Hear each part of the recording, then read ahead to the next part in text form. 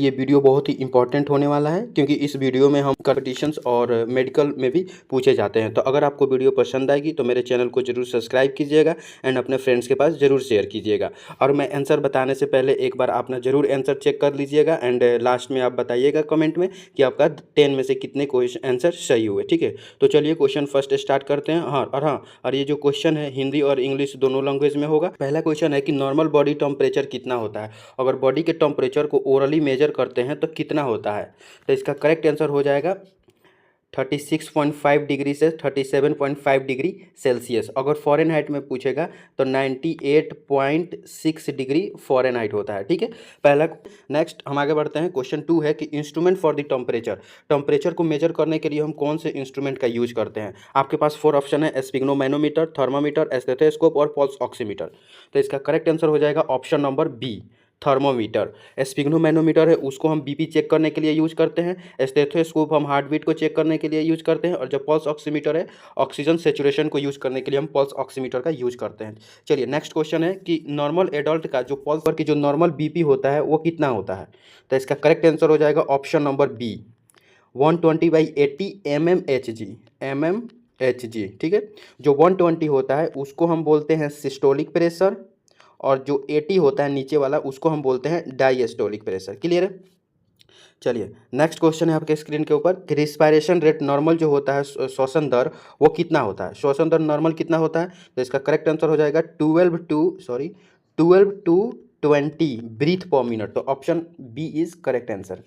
Next हम आगे बढ़ने वाले हैं कि ब्रेडीपीनिया का मतलब क्या होता है।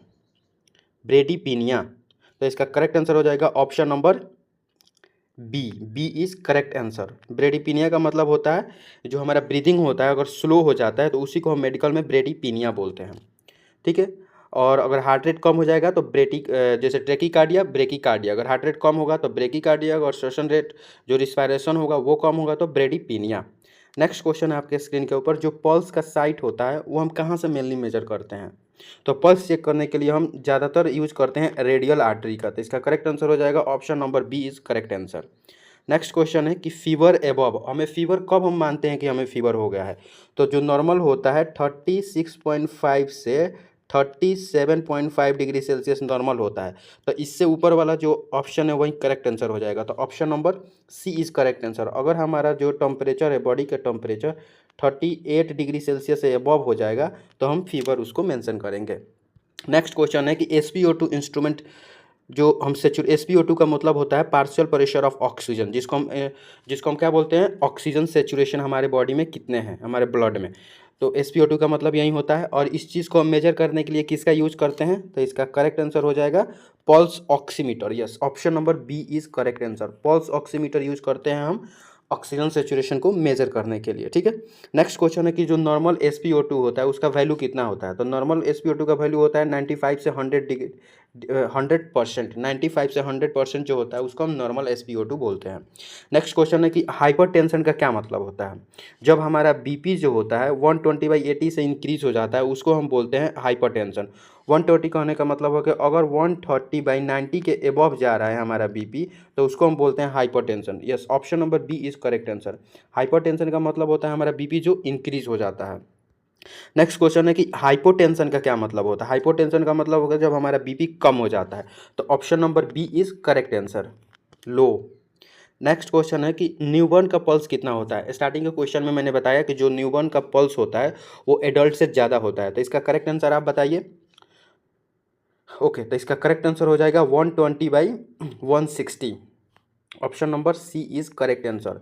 पल्स का जो होता है बीट्स पर मिनट होता है, बीट्स पर मिनट इसका SI यूनिट होता है। चलिए नेक्स्ट क्वेश्चन है आपकी स्क्रीन के ऊपर, बीपी साइट। बीपी हम कहाँ चेक करते हैं। तो जो ब्रेकियल आर्टरी होता है, एल्बो होता है, वहाँ पे हम चेक करते हैं। तो एल्बो के पास कौन सा हमें आर्टरी देखने को मिलता है। तो option number B, brachial artery जो होता है एल्बो के पास हमें देखने को मिलता है। नेक्स्ट क्वेश्चन है हमारे, पायरेक्सिया का क्या मतलब होता है। पायरेक्सिया का मतलब होता है फीवर। मेडिकल टर्म में फीवर को हम पायरेक्सिया बोलते हैं। तो option number B is correct answer.